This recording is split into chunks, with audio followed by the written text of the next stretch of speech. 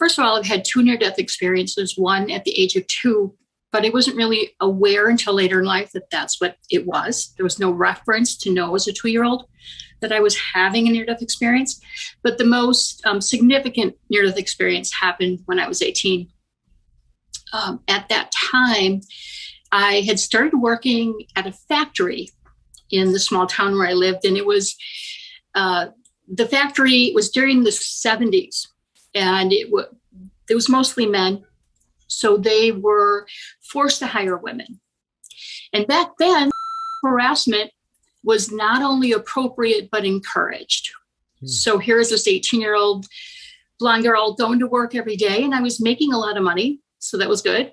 But harassment started, and it went on and on and on. Got to the point where I would go to work 15 minutes early, sit in the parking lot and cry, suck it up, and go into the building and just take anywhere from 8 to 16 hours of harassment. And I just couldn't take that anymore. And my father had said, if you quit your job, and he was threatening me and saying terrible things to me. And I thought, how can there be a God or anything? What is the point of being alive? And of course, when you're 18, you're brilliant with your reasoning. So I decided that I would end my life.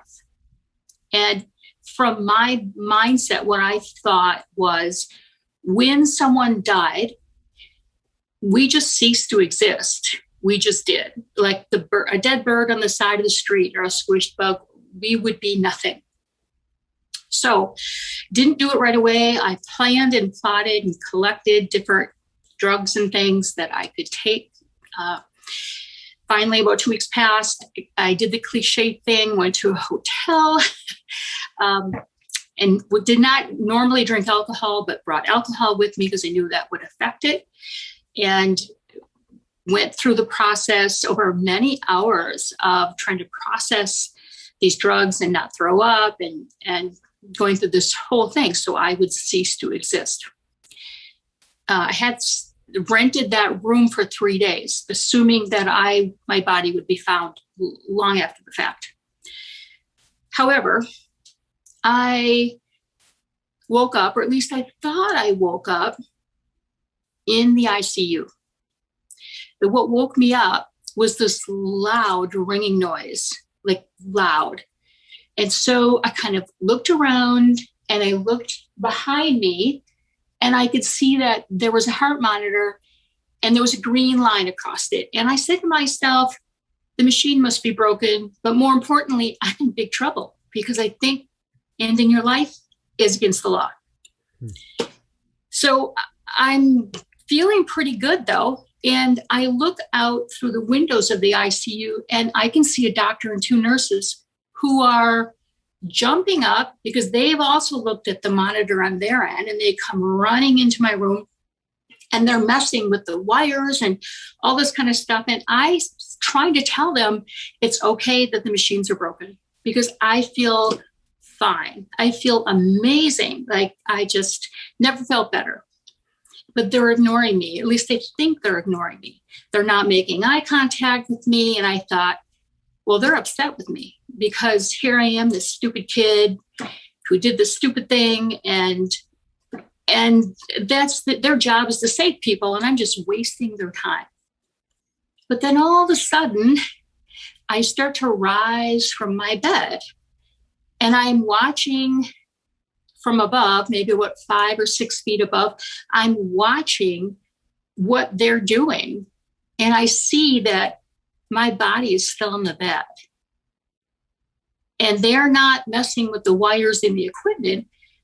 The doctor is doing compressions. He's trying to save me. You drink. Anyway, at that point, when I understood what happened, and I thought to myself, oh, wait, I must be wrong. I was wrong. You don't cease to exist. Something's happening. At that second of understanding, another force beyond my own whipped me across the room and through the ceiling and into blackness, which became this tunnel, like this swirling tunnel. And the essence of who I was just rushing through this tunnel. And as I got out through the tunnel, there was a blackness there. And this is the part which is a little bit confusing, because I know there is no time or space, but for argument's sake, let's say that farther away from me was a pinprick of light. And this pinprick of light, I somehow recognized, but I didn't know how. And as it got closer, or did it get bigger? I'm not sure. Let's say that it got closer. It paralleled an understanding that was washing over me, or it was almost like, I refer to it now as the release of this earthly amnesia that we have, where we don't remember what life and existence was before Earth. And all of that was starting to fall away as it got closer. And as it got closer, it resonated this beyond love, beyond compassion. I sometimes compare it to a grandfatherly love. Just, there was nothing I could have done wrong. It was just all loving, all loving. And I realized that that I had a choice to be assimilated by that. But I stayed back somewhat. And I don't want to say that it taught to me. It's almost like it was a download of information telling me that I had to have a life review, or I had to experience my life up to that 18th year. And I was worried because I felt that I had been this bad person, which is odd because we wouldn't think an 18-year-old would be a bad person, but at the time. So almost instantaneously, but not almost linearly, I could see everything that I did, and I had to experience through the other person their feelings from everything I thought, everything I said, and everything I did. And not only that, it was that everything I thought, everything I said, and everything I did affected their outcome. And that we are connected in that way. And one of the incidents was when I was 4 and my brother was 5. He was always getting into trouble. I'm sure he would have been diagnosed with ADHD back then. He was starting a fire, but I went in the house and tattled. And since I was always the honest child of the 9 of us, my mother believed me, and he got in big trouble. But the point of that was, and I felt this tremendous guilt, but I got to feel the betrayal that he felt at 5. And I got to feel how that betrayal affected our relationship through our entire lives, and how it affected his outcome, and also what his outcome would have been had I not tattled in that way. So fast forward to this. So I have this life review, and I am told that I had chose to come to Earth at that time to do something, and I had not yet done that. So I could assimilate with the light if I wanted to and become one with it. Therefore, there would just be a blending. I would still exist, but not really. And one thing, and even though I'm going to say this, I am not someone who believes in reincarnation. I was told that this was my last time here. And if I chose not to go back, the thing I was supposed to do would not happen. And everybody I was to come in contact with, whether directly or indirectly, their paths would split and become something completely different. So by not going back, I changed everyone. The other option was, as a co-creator, I had already apparently created a ceasing. And I was told, do not look at it. But in the area, there is a ceasing that you've created.